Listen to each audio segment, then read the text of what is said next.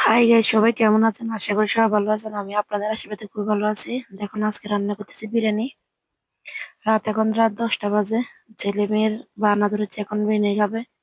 দেখুন, পেঁয়াজগুলো আমি ভালোভাবে কষে নেব, বাদামি কালার হওয়া পর্যন্ত আমি নেড়ে নিব। তার মধ্যে আদা, তেজপাতা, দারচিনি, এলাচ দিয়ে দিলাম। এখন আদা ভালোভাবে কষে নেব, তারপর আমি চালগুলো দিয়ে দিব। চালগুলো দিয়ে ভালোভাবে নেড়ে চেড়ে নিব। চাল নাড়তে নাড়তে যখন চালটা ঝরঝরে হয়ে যাবে, তারপরে তার মধ্যে আমি গরম জল দিয়ে দেবো। দেখুন সবাই, আর যদি আমার রান্নাটা ভালো ভালো লেগে থাকে তাহলে আমার চ্যানেলটা ফলো দিয়ে দিবেন। দেখুন, আমি গরম জলটা দিয়ে দিলাম।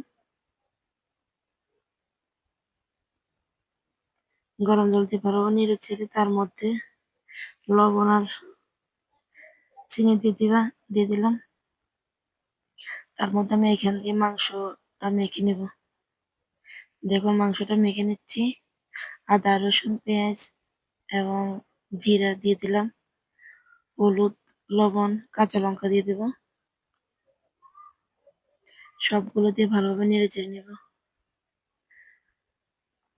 দেখুন, কি করব, বাচ্চাদের বায়না। আমি এমন একটা মা, যদি ছেলে আমাকে মেয়ে যদি কিছু বলে মা আমি এটা খাবো, আমি না করে থাকতে পারি না। বুঝছেন, না করে থাকতে পারি না। রাত্রে 11টা বাজুক 12টা বাজুক, আমার যত কষ্টের বিনিময়ে হোক, আমি তাদেরকে সে রান্নাটা করে খাওয়াতে চেষ্টা করি। দেখুন, রাত এখন 10টা বাজে। ছেলে মেয়ের বায়না ধরেছে বিরিয়ানি খাবে। দেখুন, তেলের মধ্যে পেঁয়াজগুলো দিয়ে দিলাম। পেঁয়াজগুলো ভালোভাবে কষে নেব। যখন বাদামি কালার হয়ে যাবে, তারপরে এখানে মাংসগুলো দিয়ে দেব।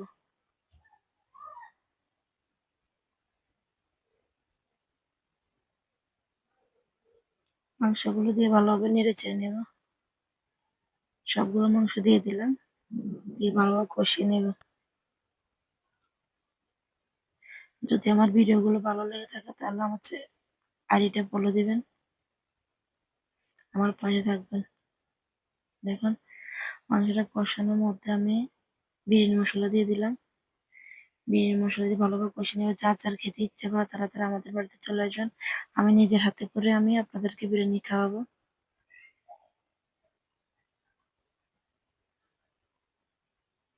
দেখুন, আমার মাংসটা কষানো হয়ে গেল।